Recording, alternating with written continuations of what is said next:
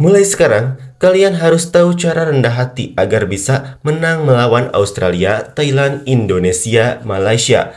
Apalagi kalimat yang dibuat-buat sendiri, kakak besar Asia Tenggara sebaiknya segera tinggalkan nama sombong itu.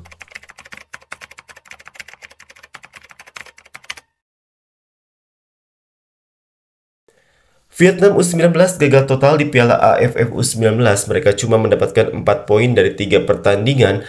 Alhasil mereka pun harus melupakan ambisinya lolos ke babak semifinal.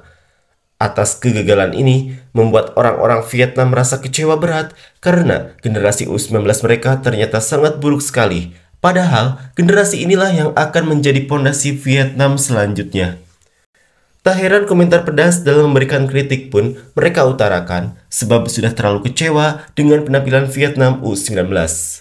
Seperti inilah komentar orang Vietnam usai gagal total di Piala AFF U19.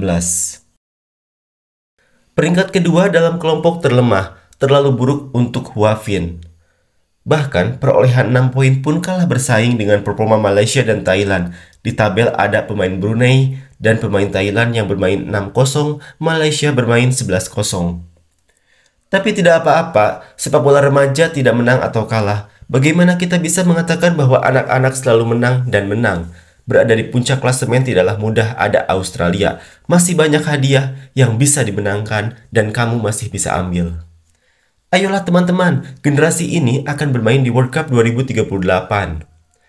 Apa yang disebut cantik hanya mampu mendominasi Laos dan Kamboja. Itu indah, patut untuk dijunjung tinggi. Kecewa dengan sepak bola Vietnam sekarang. Sungguh menggelitik saya mendengar kata-kata itu, mengangkat kepala saya tinggi-tinggi. Kalau saja saya mengalahkan Thailand atau Indonesia, saya masih bisa mendengarnya. Saya benar-benar tidak ingin menonton sepak bola Vietnam lagi. Sepak bola itu buruk dan cenderung kekerasan. Ini semakin turun. Turun semua level. Anggap saja itu membosankan. Saya tidak ingin melihatnya lagi. Kembali ke era sebelumnya. Seekor kucing bisa menjadi kucing tetapi tidak bisa menjadi harimau.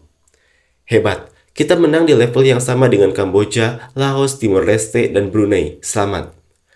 Mulai sekarang kalian harus tahu caranya rendah hati agar bisa menang melawan Australia, Thailand, Indonesia, Malaysia. Apalagi kalimat yang dibuat-buat sendiri, kakak besar Asia Tenggara sebaiknya segera tinggalkan nama sombong itu. Hasil yang sangat memalukan dan tidak terlupakan bagi para pelatih dan pemain, Hua Hien Vien, serta sepak bola Vietnam. Dunia sepak bola Vietnam semakin buruk, paling lemah. Sekarang saya tidak ingin lagi menonton pertarungan Vietnam, itu membosankan.